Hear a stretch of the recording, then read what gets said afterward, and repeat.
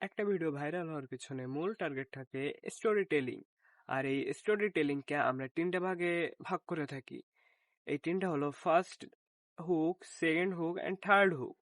এখন আপনার যে ফার্স্ট হুক আছে, এই ফার্স্ট হুকে আমরা জানাই যে ভিউয়ার্সের প্রবলেমটা কি অ্যান্ড আমরা এটাকে কিভাবে সলভ করব সেইটা আমরা ফার্স্ট হুকে জানাই। তবে এই ফার্স্ট হুক আমরা করি 3 থেকে 4 সেকেন্ড।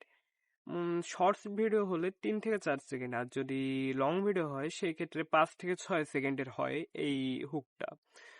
সো এখন যে সেকেন্ড হুক আছে এইটা হলো আমাদের ভিডিওর মেইন ডেসক্রিপশন, আই মিন আপনার যে ভিডিওটা বর্ণনা আছে এইটা আপনি এই মেইন সেকেন্ড হুকে দিবেন। সো একটা ভিডিও যে যে বর্ণনা দিচ্ছেন সেগুলো মেইন টপিকগুলো রাখবেন আপনার এই সেকেন্ড হুকে।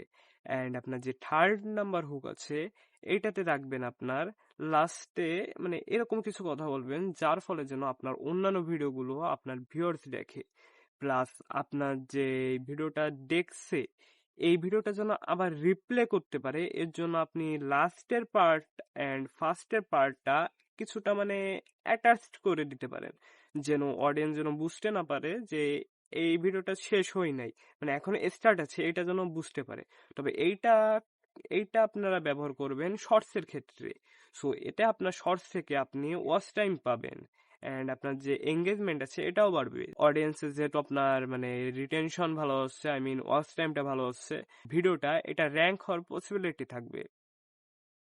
অ্যান্ড লাস্টের যে হুকটা এটা লং ভিডিওতে আপনি ইউজ করবেন, অন্য অন্য ভিডিও যেন দেখে অডিয়েন্স, এই ক্ষেত্রে আপনি লং ভিডিওটা ইউজ করতে পারেন। সো এটাই ছিল আমার ভিডিও।